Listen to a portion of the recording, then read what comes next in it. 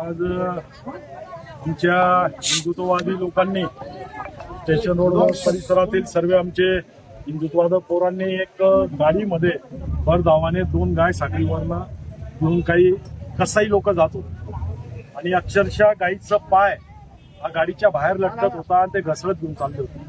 तर स्वतःचा जीव धोक्यात टाकून या पोरांनी आज त्या 2 आमच्या गौमातेंचा जीव वाचवला.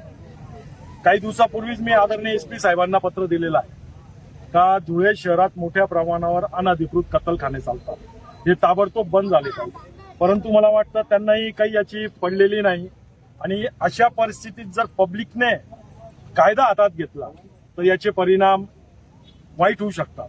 आणि गौ ही आमची माता आहे, गायला आम्ही माता मानतो आणि गौमातेसाठी आम्ही हिंदुत्व जेवढेही आमचे हिंदुत्व लोक आहोत ते सर्वजण काही करायला तयार.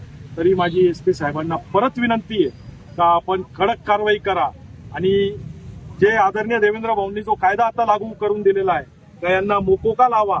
तर या दोघांना मोकोका लागला पाहिजे.